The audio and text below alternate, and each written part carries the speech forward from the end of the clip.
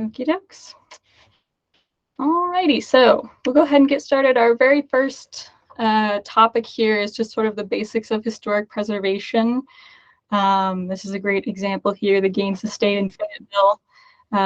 Just finished up work on their project perhaps last year, their tax credit project. It was just really a great talk in this segment just about how we got to where we are in the world of preservation, how the nationalization of preservation has come along, and how you can sort of use federal guidance, state guidance, and sort of preservation theory in general in your communities.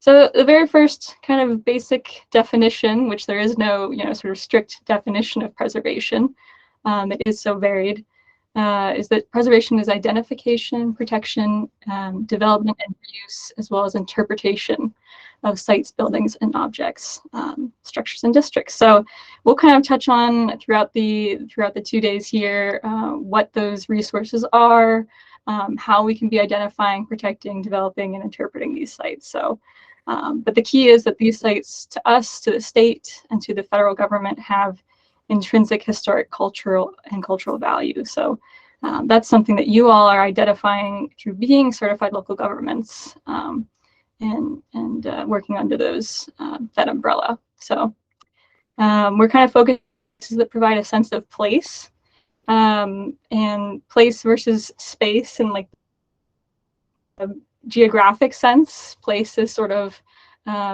as the geographer Yu Futan would say, like place is kind of something that you create in your own mind that has a cultural value that provides identity for yourself, whereas space is sort of this open, vast kind of intermediary place between these places. So place and identity and space, these all have a role to play in preservation and how we sort of acknowledge our own landscapes around us and things like that. So anyway, get out of the geography theory there.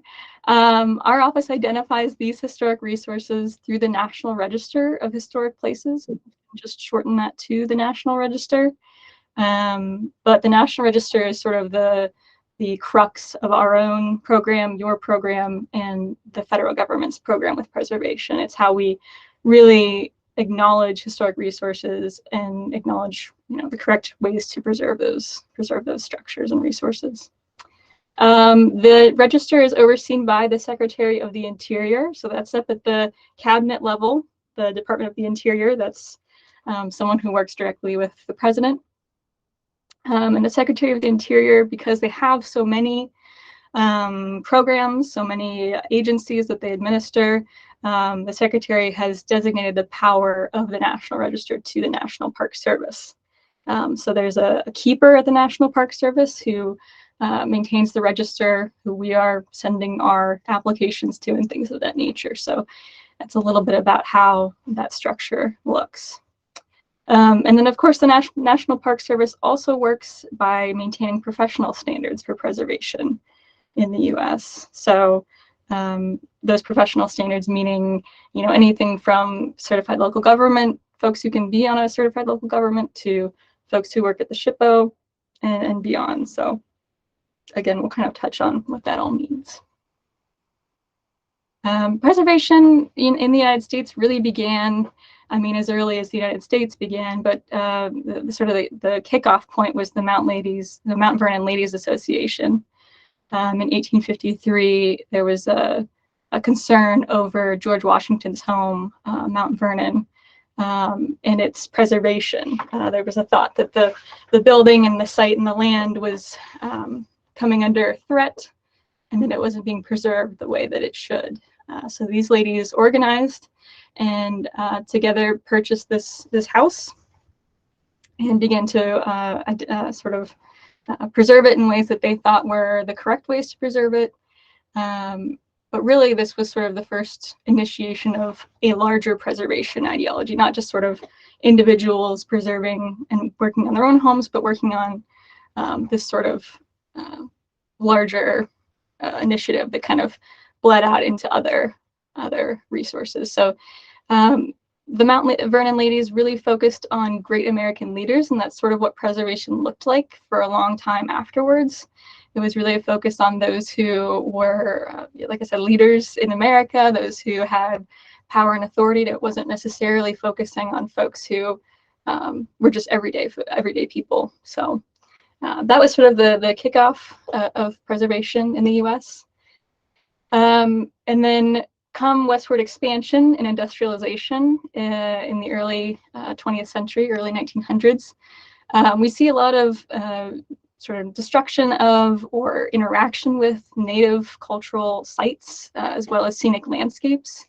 So, you know, the Yosemites and all that kind of things. We're seeing a lot of development there and a lot of push towards more development through that time period. So there's really a concern at the federal level as well as locally over looting of those sites and losing those resources forever. So really it was kind of a push from the local authorities at the time against, or not against, but you know, with the aid of Teddy Roosevelt to pass the Antiquities Act in 1906. So that was sort of the first big legislative, you know, change that occurred, was through the Antiquities Act, acknowledging federally that these sites are important. And then the National Park Service is, of course, established thereafter.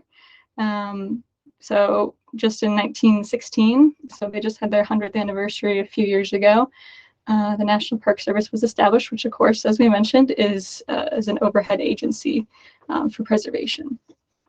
In the 1930s, the progressive era, and of course the New Deal ideologies, we start seeing a lot of studying and protecting of everyday resources.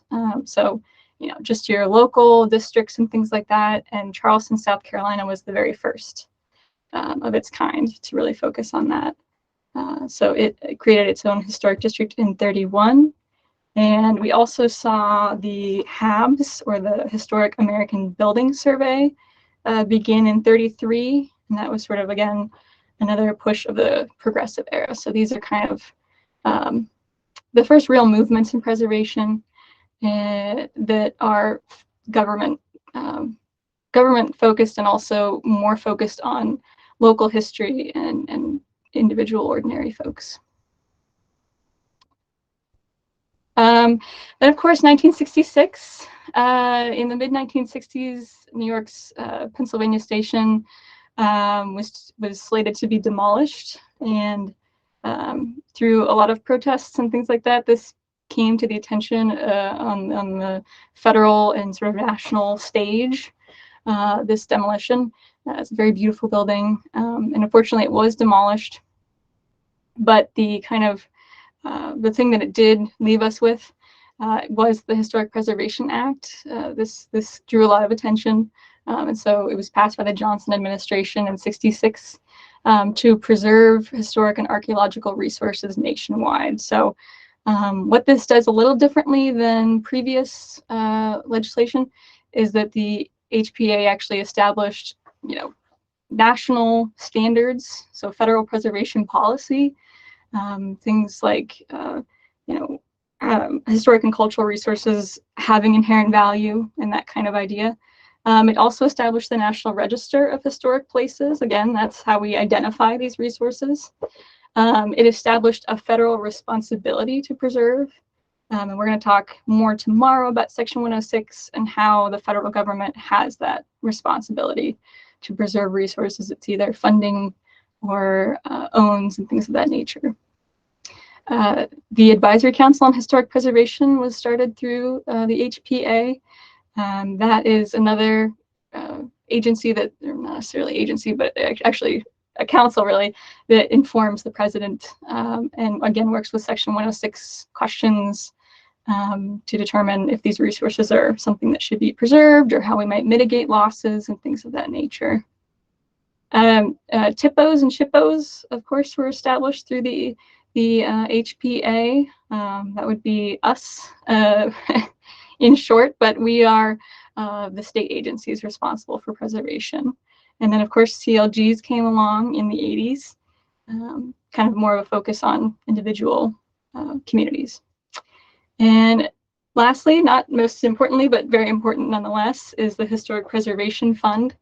And this is, of course, comprehensive, but the Historic Preservation Fund really allows more of a concerted effort for preservation. It allows funding for CLGs, for SHPOs. It allows for competitive grants, things of that nature. So anytime you get funding, make sure to thank the HPF for that.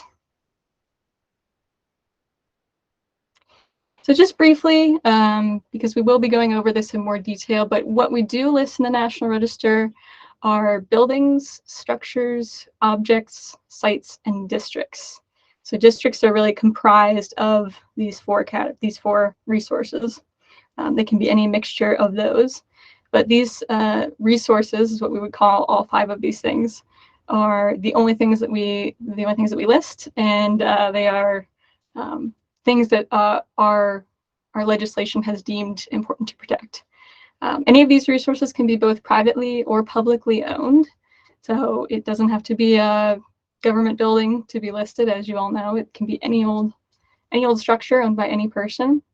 And in West Virginia, we have over 24,000 properties listed. So it's a really good showing. So why we list and maintain integrity? We do so for a number of really good reasons. The first, of course, being to preserve and protect unique historic fabric. If you walk into Weston of today, like you can see in this photo, it is very similar to the Weston of old. Certainly some things change. Storefronts are altered, some buildings are removed, and others are put in their places. But for the most part, cities and communities like Weston and like others throughout West Virginia have preserved most of their historic fabric. Therefore, they have historic districts. So it's really kind of a reciprocating circle kind of thing. Also to increase tourism, of course. We'll get into that a little bit more as well, is why we might maintain integrity. And of course, retaining eligibility for grants and historic tax credits. So if your building has been too heavily altered, there might be a question of, is this actually eligible for tax credits? Is it technically retaining its historic value? So those are important reasons that we want to make sure that we're maintaining integrity as far as the National Park Service goes in the National Register. Retaining a sense of place. I kind of mused earlier about place. But place really is something that has intrinsic meaning to everybody who comes into a town. It gives it shape and gives it feel. There might be a sense of community in a place versus a space. So an increase in property values, cold hard facts, it really does. Preservation really does help increase property value.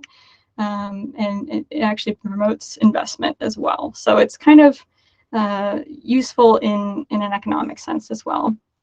And then lastly, my biggest thing is that it also attracts new residents and smart growth. So with that sort of promoting of investment and things of that nature, you're going to get better preservation. You're going to get projects that actually retain the historic integrity and are economically viable. So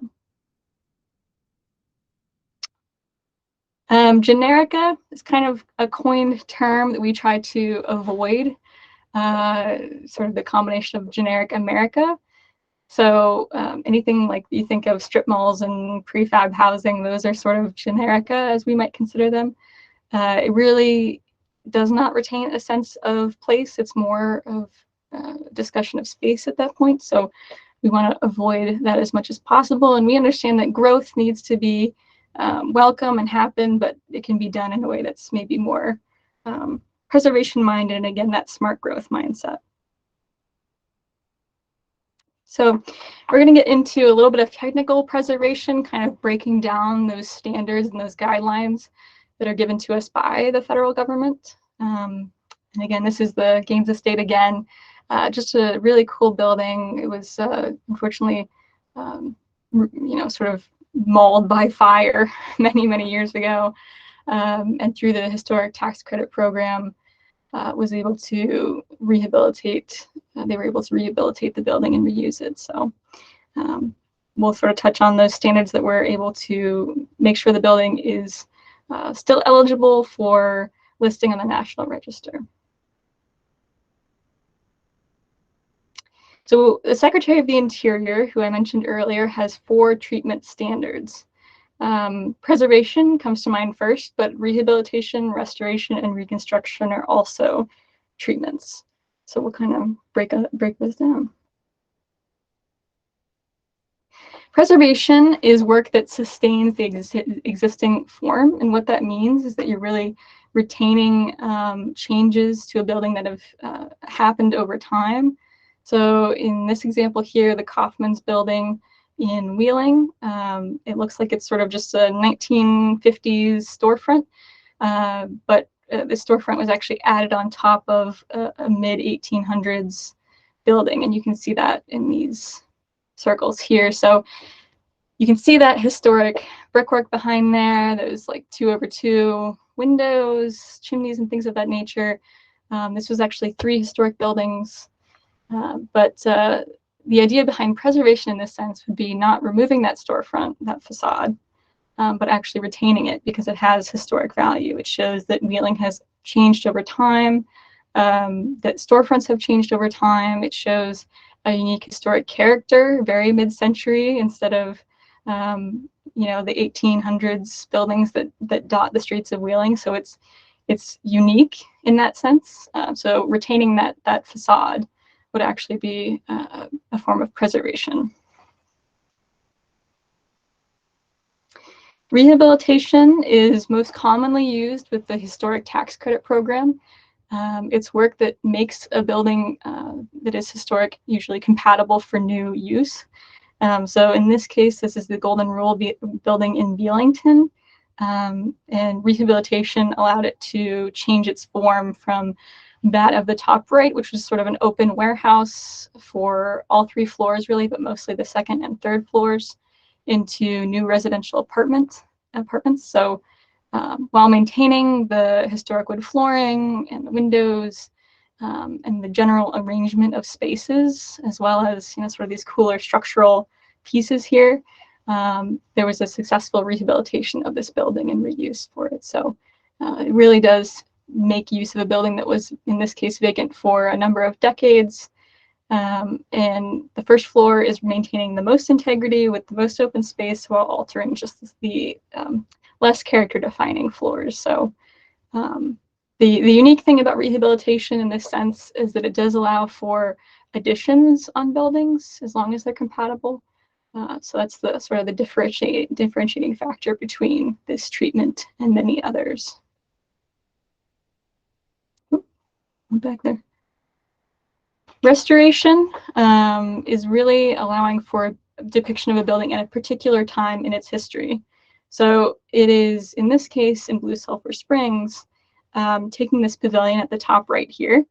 This is how it looked just last year, with a lot of issues, and a lot of the research had shown that this had actually not retained a lot of its historic character originally, which you can see in the bottom left-hand photo here from the early 1900s. So the big alterations and changes here were that the smaller triangular gable ends here, smaller triangular gable ends here were altered from the larger triangular gable ends.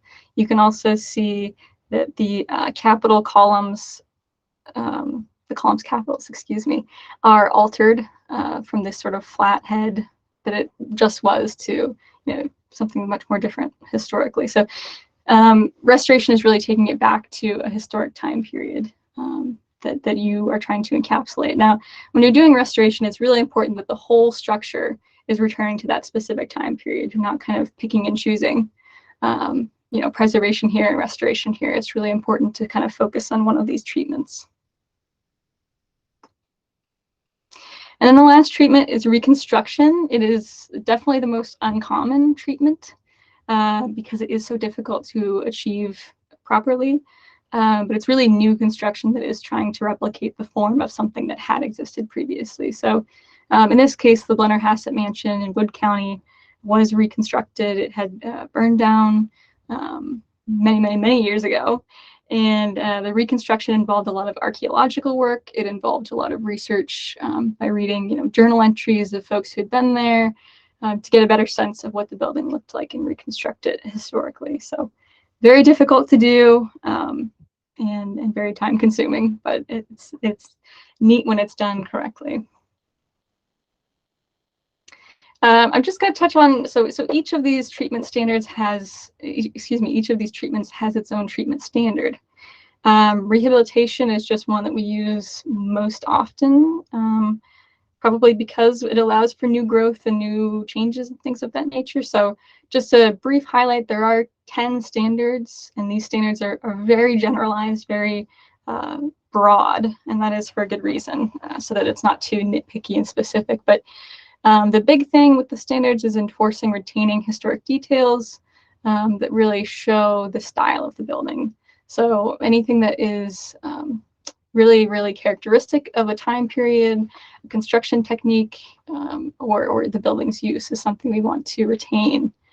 Any changes that create a false sense of history will not be undertaken. So in this instance, if someone wanted to instead of reconstruct the first floor here as it was historically, like they had, but instead, create a bump out or have a brand new addition in the front, that would not be appropriate. That would be a false sense of history. Any changes that have acquired historic significance, again, are going to be retained. In this case, the storefront system that is maybe like a faux stone was not something that had yet acquired historic significance. So we found that removal and replacement with a more appropriate storefront was more in keeping with the standards than keeping the existing. Of course, we always encourage repair over replace, and that is something that I know you all discuss through your programs as well, but repairing things instead of replacing them, especially when it comes to windows, doors, floors, and things of that nature, is always preferred. Use of any gentle cleaning for any part of a building, but especially any masonry, is very important. So nothing abrasive that's going to cause damage long term to bricks or stone or mortar is really important. Of course, any archaeological resources being retained and protected in place is key. And then lastly, sympathetic compatible additions and alterations are the only kind of addition or alteration in the standards for rehabilitation. We use a number of resources aside from just the standards because, as I mentioned, they are very broad. They're not exactly narrow enough for us to make accurate and consistent decisions when it comes to rehabilitation. So we use preservation briefs that are issued by the National Park Service. There are 50 briefs, and they're all on the Technical Preservation Services website. They're really useful, and if you all or any of your constituents have questions about specific aspects of a building and preserving it or replacing it in kind, I highly recommend you review preservation briefs that are applicable. In this case, this is discussing preservation brief 14, discusses new exterior additions to historic buildings. And it gives you some really great examples of how to add new space to a building while still keeping that new addition appropriate. So definitely check those out. They're on the website, and I'll have links at the end of this as well.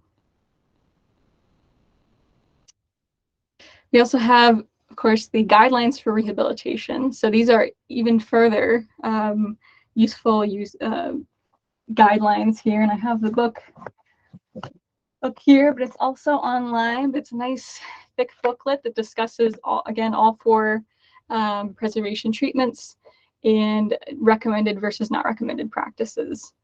So again, it's going to break down even further some of these more finite, more detailed aspects of a building, discussing interior spaces, building materials, code required work, and all of that good stuff. So again, if you have questions that maybe your own standards don't or guidelines don't touch on, this is a great resource to use. And those are some of the resources there. These are all, if you go to nationalparkservice.gov and type in any of these preservation briefs, tech notes, preservation by topic, it'll all come up. So it's not hard to find, but very easy to use. Okay, any questions on any of sort of the basic historic preservation?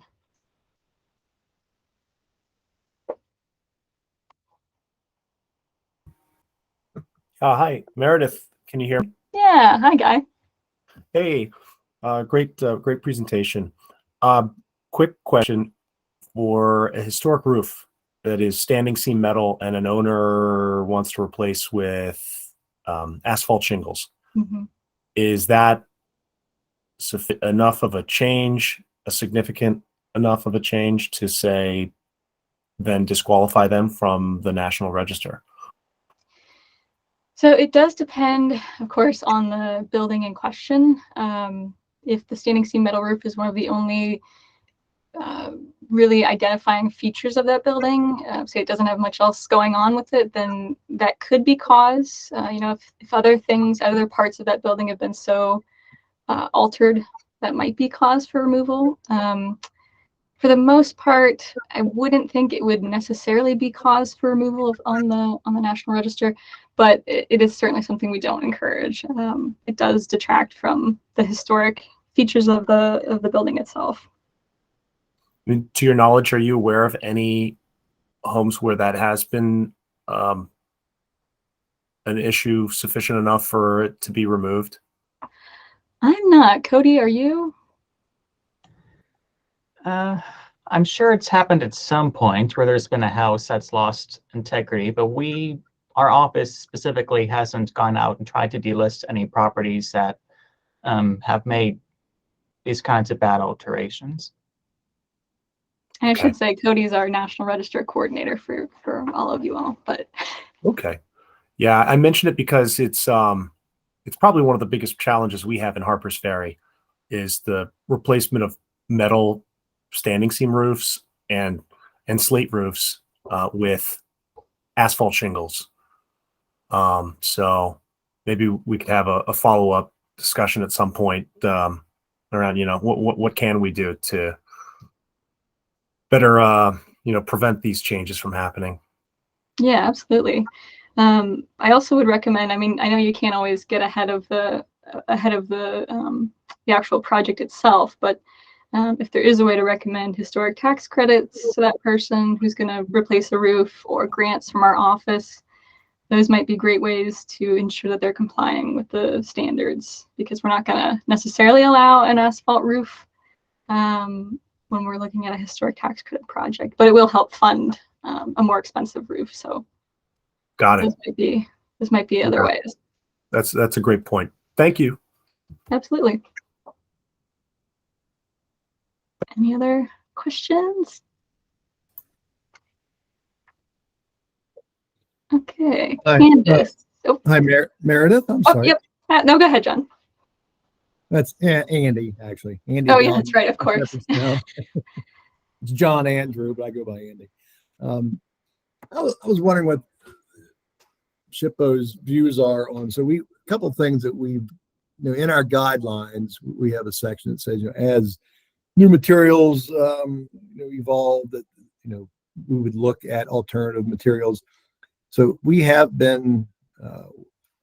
permitted replacement of slate shingle roof with a composite shingle.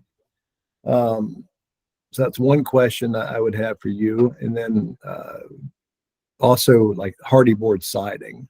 Mm-hmm. Now, certainly we wouldn't permit a wood, German lap-sided house to be stripped and replaced with hardy board, but maybe like an addition. We've allowed hardy board. Sure. Yeah, and that is always kind of up to the commission. And for those commissions who don't have design review guidelines, this might not be something that you run into as much, but For places like Shepherdstown, where Andy's discussing, we do often use hardy board, again, with new construction in tax credit tax credit projects, not problems. So yes, hardy board is okay. We just want to make sure there's not something with a textured look to it, so it doesn't have that kind of faux wood grain. Right. Okay. But yeah, that's pretty common now. And your other, so say like a composite shingle and things of that nature. If Yes. it's something that your commission isn't too concerned about,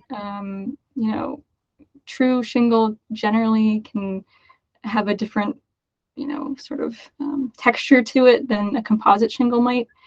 But if it's something that is cost prohibitive to the person who's trying to fix their roof, that might be something you take into account too. We have seen some composite slate roofs and things like that have lasted, 30 years or so, and that's been acceptable for us. Okay. Yeah, we looked at the cost prohibitiveness of the actual slate plus the structural aspect, the weight. Right. Yeah, very true. So, okay. Thank you. You're welcome. All right, Candace. Hello. My question is, when does a change, like in a few slides before where it had that stone facade and then y'all deemed that not historically appropriate, when does it become historically significant? Yeah, I mean, that's a great question. It really does depend on a number of things, but for the most part, it's the 50-year mark. So when we talk anything historic, generally speaking, if something is a 50-year-old or older addition to a building, like that stone, I think was probably like in the 80s or so that it was added, then it would be, if it's 50 years past that, it would be something that we might consider a little bit more significantly as something that could not be altered. When it comes to places like up in Wheeling with the porcelain enamel slipcover that was on the front of the Kaufman's building that we showed, that is a little trickier since the actual nomination of the buildings themselves don't discuss that slipcover. They actually discuss the 1800s facade below them. So in that case, removal would be acceptable, but just depends on the owner. If the owner would like to preserve what's there, in that case, we would want to see that preserved. But if it's not listed in that sense on the National Register, it doesn't have that newer facade description, it would be acceptable to remove it under the standards. All right, thank you. Yep. Oh, Guy, go ahead. Yeah, hey, I want to pick up on that point because I think that's another good one we deal with. Actually, I think you and Cody both helped me with an application last year where we had a California ranch style house that was seeking nomination, and our period of significance extends from 1790 to 1958. And they were arguing that it was built prior to 1958, but I think we were discussing it's just not a style that fits in with the broader period that we're trying to capture. Right, that's true too. Yeah, the context around it. Yep. Yeah. So that was I think we ended up, the owner did not continue. I think we ultimately ended up on asking them to verify the construction date. But I mean, I wonder if they had verified that it was built prior to 1958, would SHPO have gone ahead and said, you know what, it's not appropriate for Harper's Ferry for this to be preserved? I might let Cody handle that one if you'd like to, Cody. I guess it really depends on the content of the Harpers Ferry Historic District National Register nomination. If it discusses or acknowledges mid-century architectural construction like this ranch house, then it does not? No. Then probably not. You can always update the nomination to include ranch houses, but under the current status, it would not be. Right. And I think that maybe speaks to a broader point that a lot of commissions are dealing with. I saw this on Saving History Forums, whatever the historic preservation forum is, this discussion around the mid-century homes, like the post-war minimalist architecture, and that this debate by historic preservationists on whether, these homes that were constructed to be minimal because they could be put up very quickly, are they really worthy of historic preservation? Because we have several of them mixed in with our historic homes. And I think just like this California ranch, more of them are going to be seeking historic preservation. So I wonder if do you have a position on that? Should these very minimal homes that were just thrown up because they could be thrown up quickly, is that a priority for preservation? Yeah, that's a great question. I think, and a lot of folks, like you said, are looking towards this and saying, is mid-century architecture something that has value, that shows some form of history that's different? And it does. It certainly shows growth in a different way. It shows a new form of architectural styles, which Cody and I will be talking about next. It shows a different kind of, sort of different construction techniques and things of that nature. So it really is up to your commissions and those who are writing National Register nominations to determine if that's something that is significant for your communities.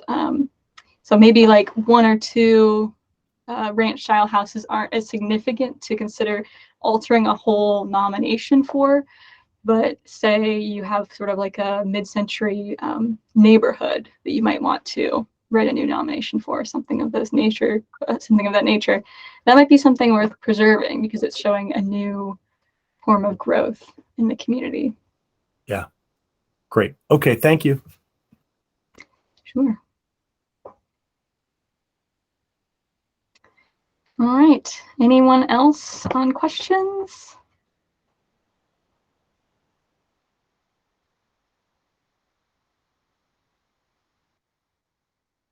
Yeah, you're right, Mark, with the insurance.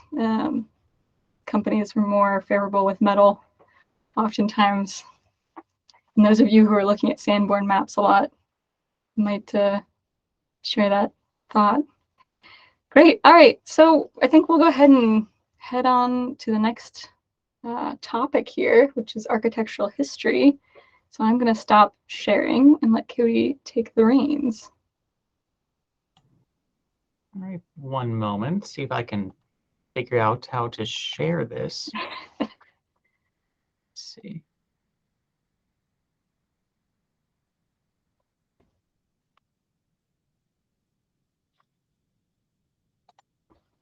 Okay, can we all see that? I think so. Okay. All right, I think that's it. All right. Various architectural styles in West Virginia. Were you starting this one, Meredith? I think yes. So I just wanted to mention up top that sorry for having to hear me speak so much this time around, but today's the day of me speaking a lot. So, but we're going to sort of start with the colonial era and just sort of an acknowledgement that, of course, there were native sites throughout West Virginia. That many of those sites had different forms of architecture that really we don't have a lot remaining or any remaining of. We do have, of course, mounds and earthworks and things of that nature. But in our Western mind, we're not really considering that necessarily architecture because architecture is like a Western sort of ideology. So we're going to start off with the colonial era here in West Virginia.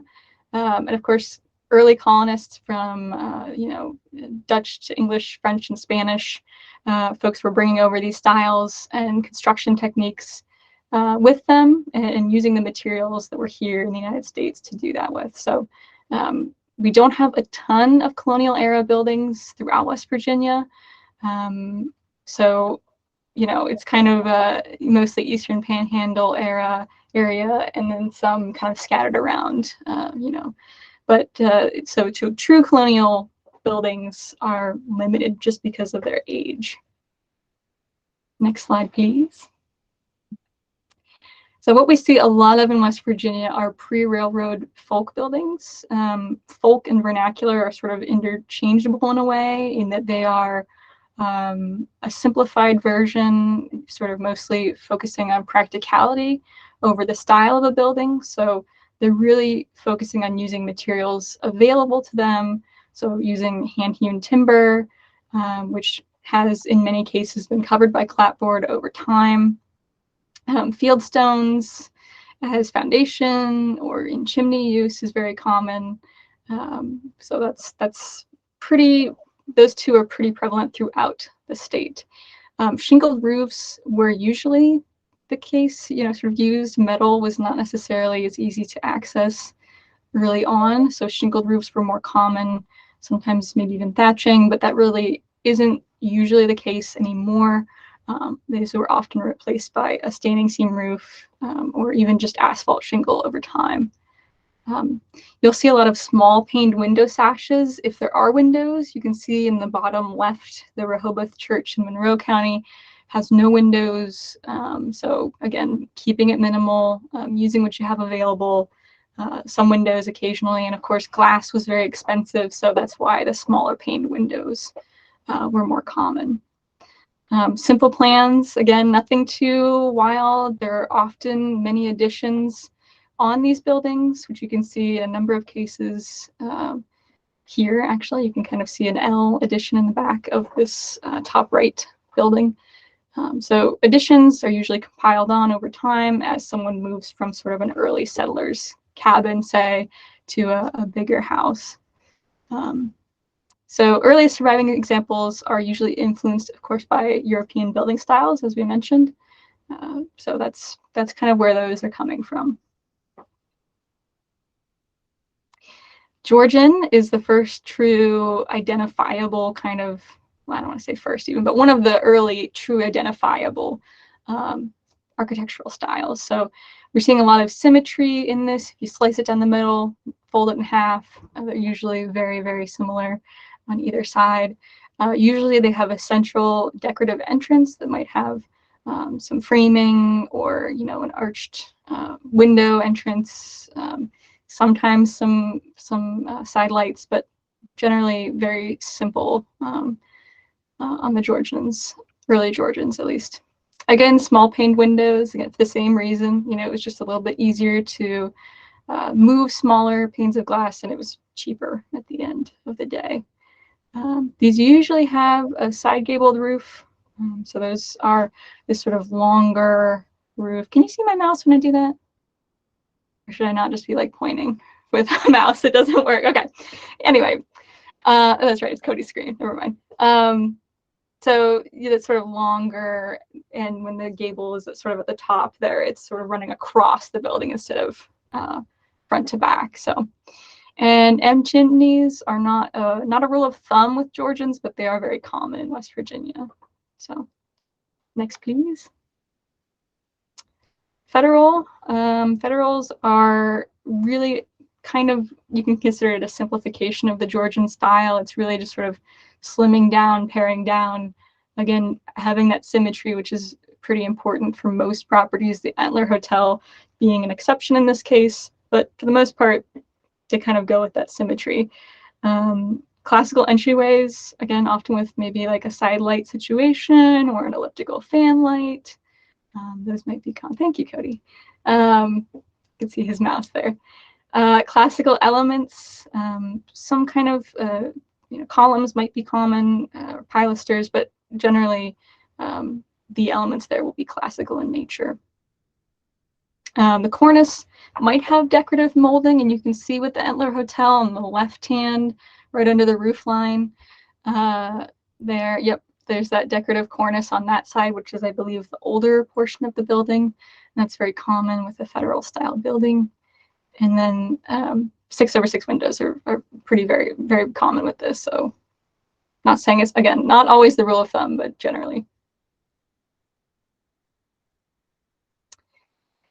Romantic era.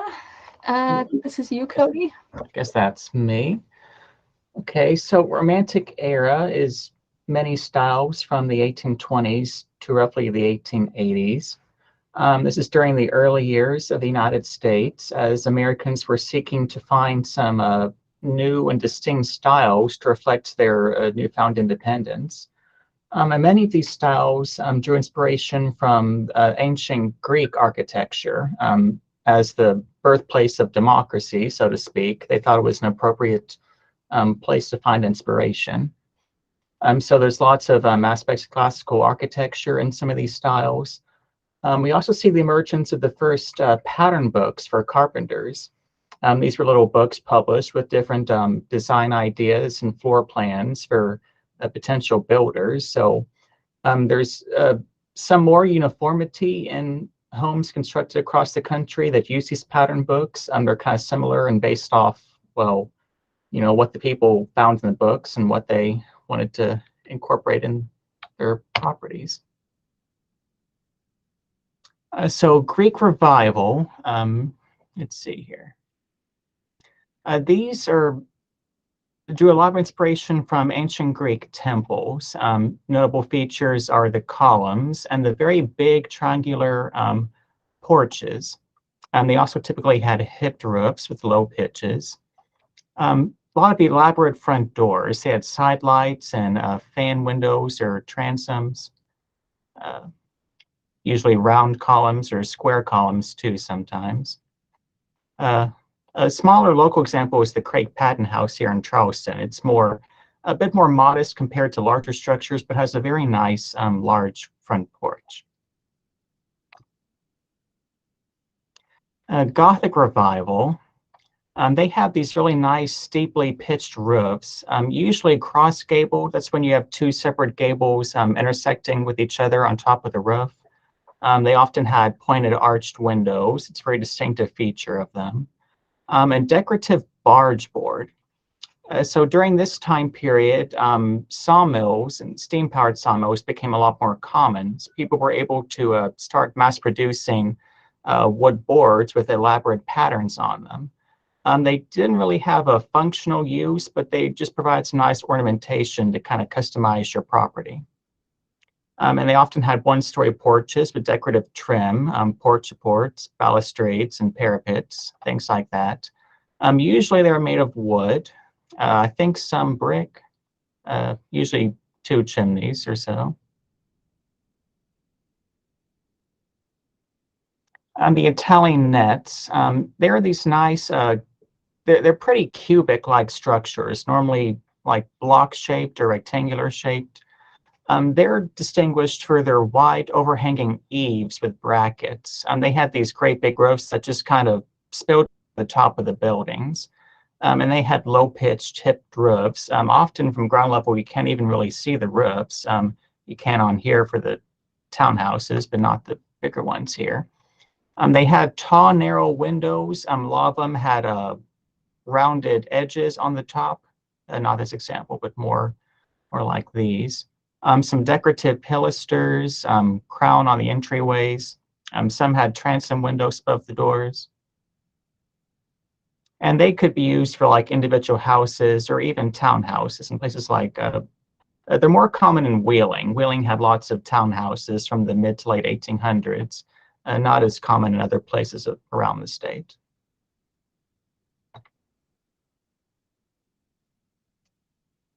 All right, Victorian era, following closely with the Romantic era, and some of these have a lot of overlap as well. So it's not necessarily cut and dry. Architecture was not, created in a vacuum. So there's a lot of use of these materials and styles back and forth. But anyway, the Victorian era was really popularized through the growth of the railroad.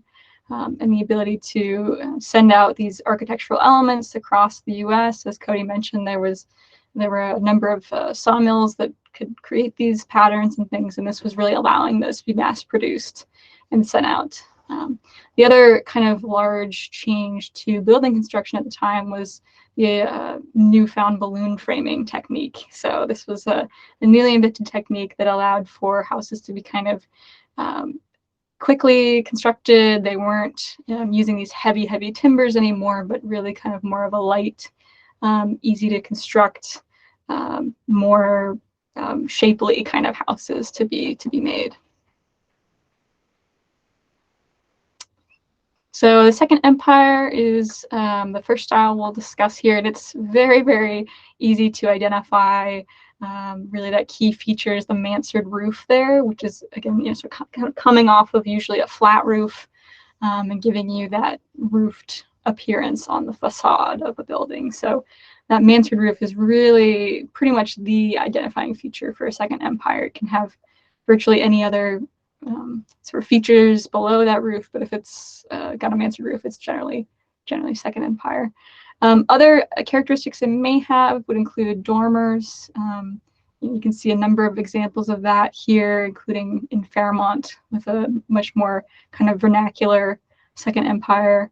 Italianate style in many cases with brackets, heavy crowned windows, with cornices with a lot of detail and things of that nature. Generally, paired windows are very common. You'll see that in the upper left-hand corner there, underneath one of the kind of faux turret situations there, but you can see those paired windows right next to each other, and that's very common. And then a decorative single-story porch is very common as well. Queen Anne are often called Victorian houses, but really, generally, if you're thinking Victorian, it's a Queen Anne style house. These usually have an asymmetrical facade, which we can see in all of these examples here. They have different turrets in different locations, different front gables, side gables. Sometimes they'll have a hipped roof. They really just are sort of an amalgam of different features that the architect could possibly string onto a house, kind of thing. So decorative elements like barge boards, again, steeply pitched roofs generally are pretty common. Patterned shingles, like you'll see in the bottom example there, where you have those sort of fish scale shingles underneath the eave of the roof there. That can be very common. There's also, it's kind of hard to see, but in the top right, there's also some patterned shingles on that white house there. They really are trying to avoid the appearance of smooth walls. So again, sort of including as much texture, color, different stone work, masonry work, and things of that nature. Anything they can to make this house look very decorative was the style of Queen Anne. And porches, of course, are very common with this style as well.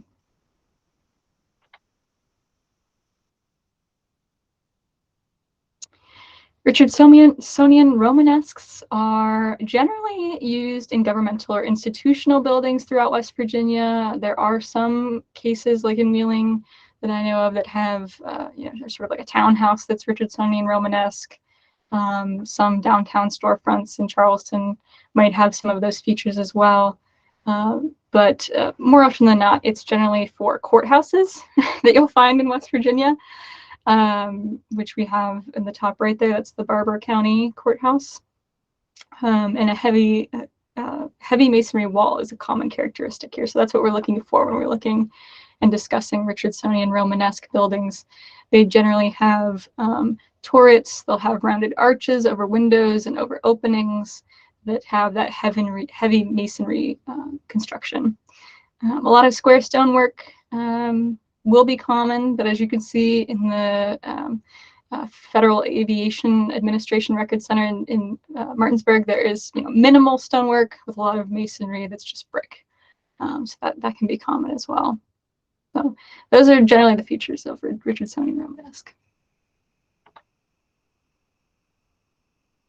And folk Victorian. So while I said Queen Anne's are really not Victorians, these are kind of a different way to turn the phrase Victorian. This is really discussing the simplified nature of these houses. So these are generally very simple. They have some decorative work under the eaves or under the porches and things of that nature with porch supports.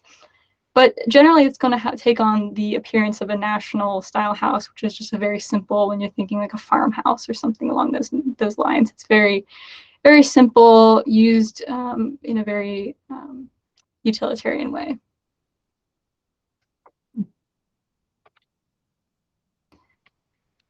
All right, and the eclectic movement really developed around the turn of the century and went up until the 1940s. It was kind of spearheaded by a group of American architects who studied at the Beaux-Arts School in Paris, where they drew inspiration from various high-style European architecture styles. But it really became more popular after the Chicago Columbian Exposition of 1893, which was a huge year-long World's Fair, where they showcased many different historical architectural styles, and people got ideas from these styles to create new spins on them. This is where you get different kinds of revival and Renaissance styles. And also newly invented brick and stone veneers made masonry much cheaper and easier to construct. So that really spurred a lot of structures with those materials. Colonial revival, which actually had a pretty long run, 1880s to the 1950s, they're pretty simple, a bit more simple than the original colonial style buildings. Their biggest feature was often just a crowned front door. They didn't always have columns. If they did, they were fairly simple and fairly modest. They had simple rectangular windows. Often they were just fairly plain, just a bit more modest than the original colonial style. Neoclassical also drew from classical architecture. You still kind of have some Greek temple vibes coming from these buildings. They'd have full height porches with classical columns that kind of really dominated the facade, as shown here. They're fairly symmetrical in their design. They had these central entryways with decorative elements that often replicated Greek revival style. The state capitol here in Charleston really exemplifies that pretty well.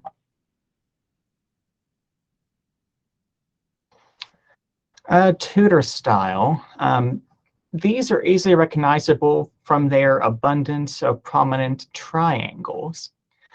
They have these very nice steeply pitched roofs with front-facing gables, and often they have pretty large gables on the front. The house here is a nice example, pretty prominent triangles. Some of them had decorative half timbering on the facades. It kind of gave them like a Shakespearean England type vibe to them. They had prominent chimneys with, they call these pots on them. And some some versions even had big chimneys up on the front of the houses here like this, just very prominent and noticeable. Tall, narrow windows and cat-slide roofs.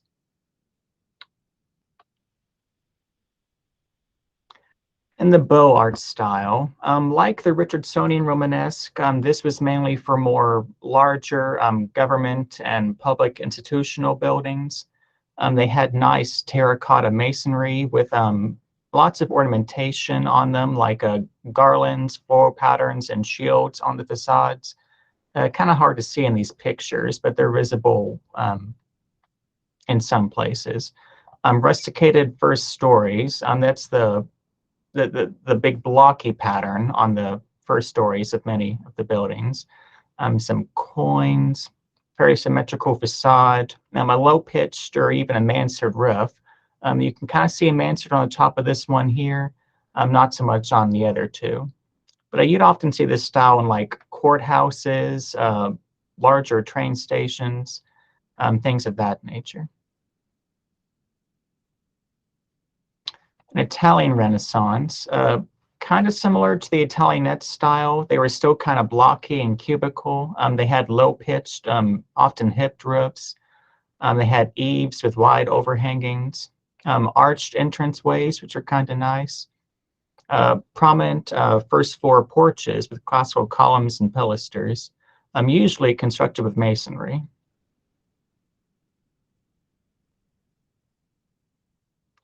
And Spanish Revival, they're pretty recognizable just from their unique style that's not seen too often around. This nice red clay barrel tiles or Spanish tile roofs, very minimal eave overhanging, and they'd have rounded windows and rounded entranceways, and the exterior was almost always stucco.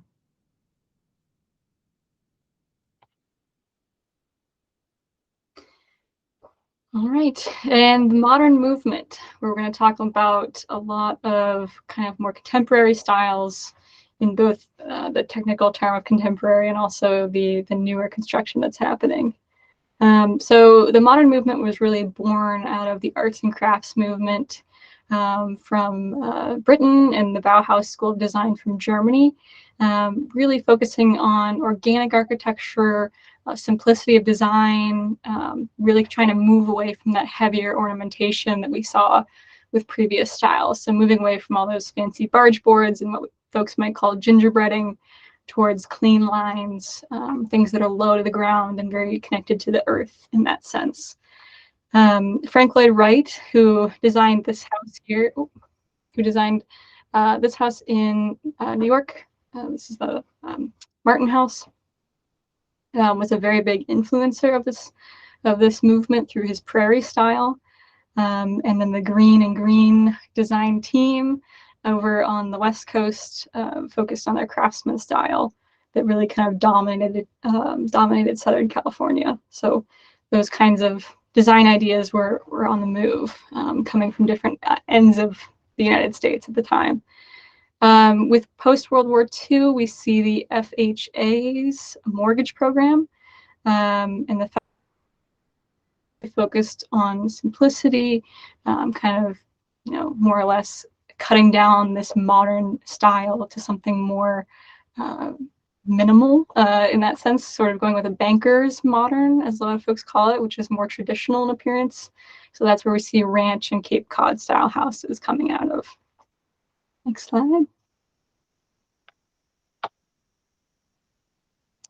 Prairie style. So we see a lot of American foursquares throughout West Virginia and its surrounding states. And foursquare is really more of a form than a style.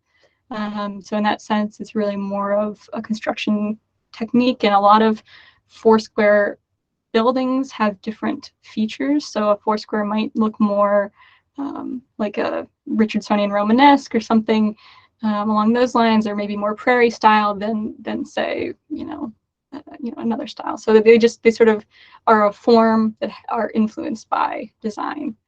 Common characteristics are, again, horizontal patterns and planes. These are generally low to the ground accent pieces, very, very connected to the earth, again, in that horizontal form.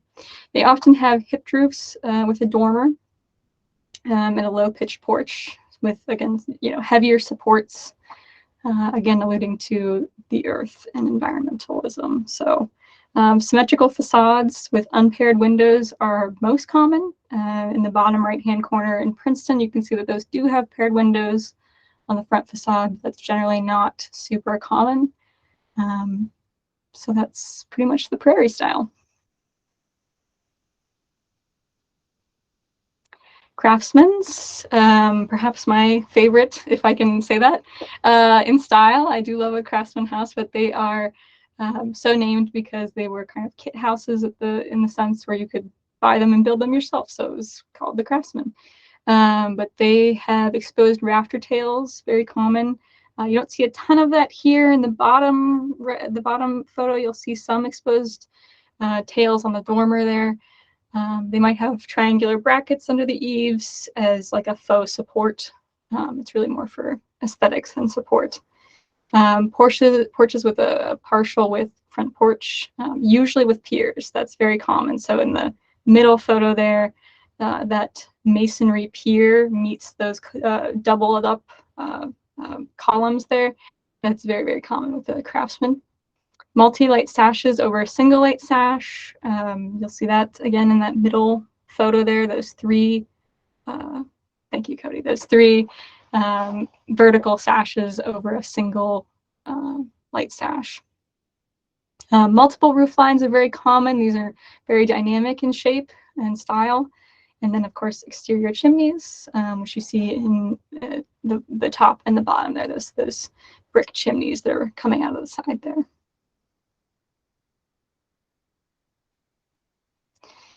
Modernistic, we don't have a ton of Art Moderne or Art Deco here in West Virginia, but they do exist, and they are very important because they are so minimal in existence. So Art Moderne and Art Deco are usually kind of lumped together, but they are their own styles. They are very distinct. Art Moderne usually has a smooth wall surface, like you can see in the bottom right. These are both buildings here in Charleston. I forgot to add captions here, but so smooth in wall exterior kind of gives a look of stucco. This one is not stucco in this case, but it looks like it at least. Flat roofing with some kind of coping, which is that sort of cap that runs across the top of a flat roof that you can see from the street. A lot of horizontal movement when it comes to these buildings. You're looking at a big horizontal porch there, some horizontal accent lines in the masonry, and glass block is often used in these. Art Deco, however, again, smooth wall surface, but it's often has more of a vertical orientation to it. You can see that in the bank building in the bottom right here. A lot of vertically moving lines, less focus on horizontal. They will use chevrons, which are a little bit hard to see in this photo, but there are chevrons in those green tiles there. And those often have another either stucco-like appearance or masonry. So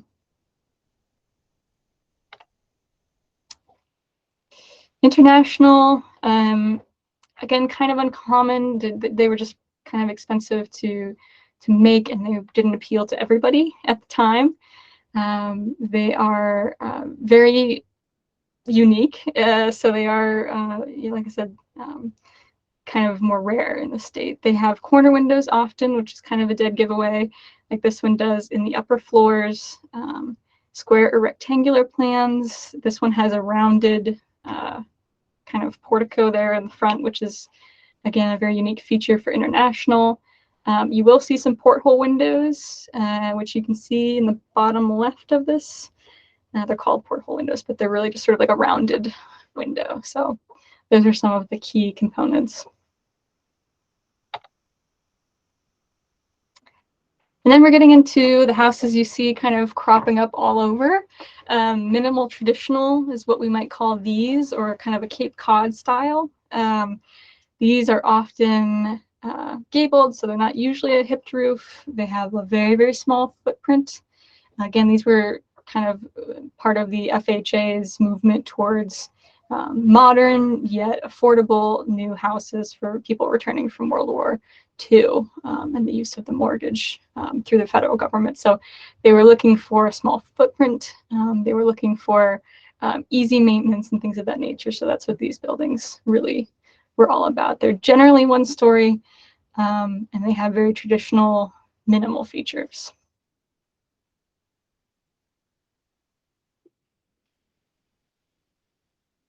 The ranch style. Ranches technically go up until 75, but they seem to kind of be timeless in a way. It seems like they're always being constructed in some form or fashion.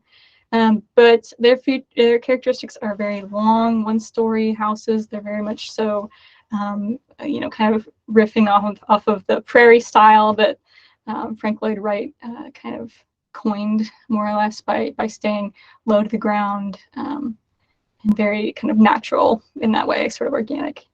They generally parallel the road they face, so that's not always the case, but generally speaking, they would take up a whole plot of land on a subdivision.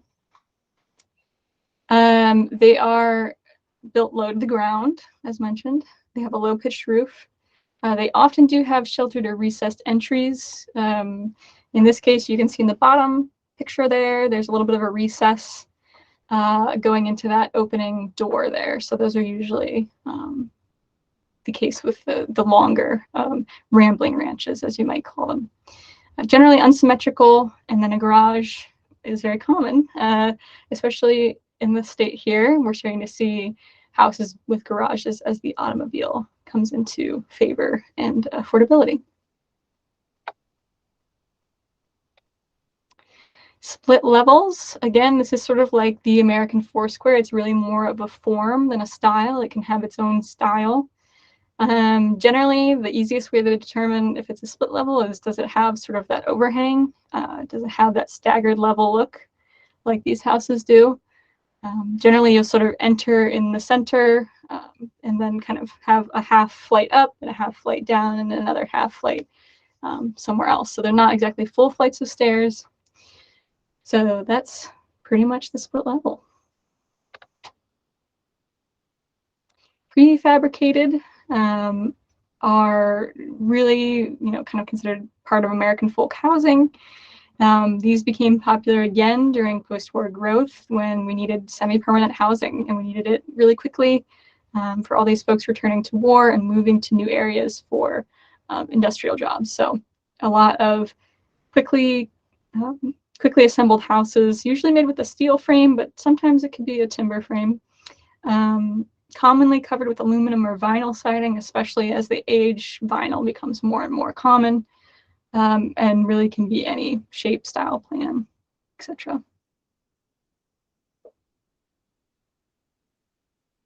New formalism really only exists in a few distinct places in the state. These are two of the more prominent styles here in Romney and in Morgantown. Very flat roofs. Usually they have these concrete screen grills. So those aren't necessarily, especially in the mountain layer, not really structural elements, but more so an aesthetic choice. Very much a vertical oriented structure while being, sort of horizontal in form. So we're having vertical elements, horizontal overall shape.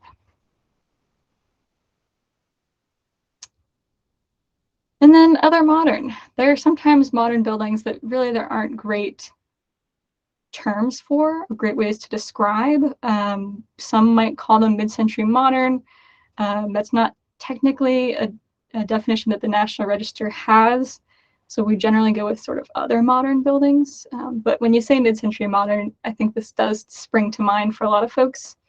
A lot of schools throughout the state are mid-century. Office buildings, churches like these. So these are three great examples of common uses for this style. They can have a lot of different orientations. They usually have a lot of windows, kind of masonry at some point. But the butterfly wing on the Columbia Gas building there is very modern in style, right above the entrance. So anyway, those are just kind of how we quantify those buildings.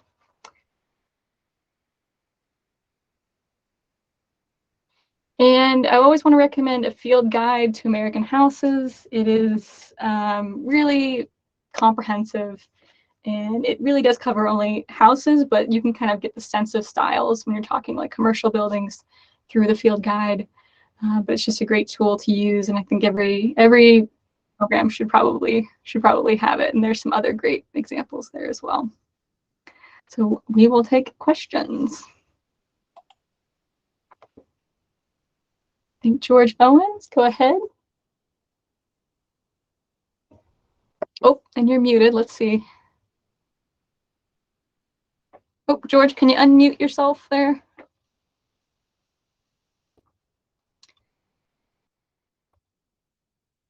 Should be, if you look at,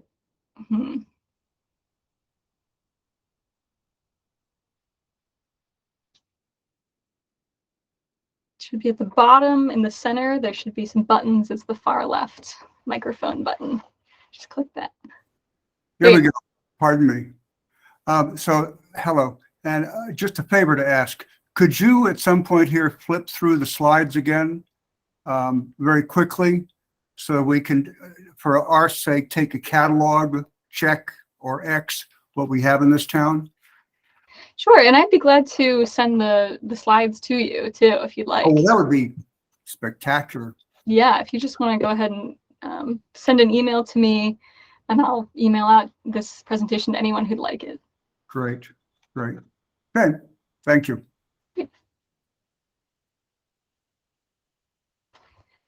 Anything else? It's pretty straightforward. So, oh, Guy, go ahead. Yeah, hey. I didn't see federal style covered. I'm wondering, do you include that Yeah, in? it was on there. It was on there earlier. It was right after Oh. Georgian. Yeah, kind of snuck in. Oh, you mean you did it just after Georgian? Yeah. Okay, then I missed that. That's all. Thanks. Okay. Yeah, like I said, we'll be glad to share this with anyone too. So great. All right, so we may take a quick 5-minute break and come back at 2:25 and finish up today. So we'll be back in 5 minutes.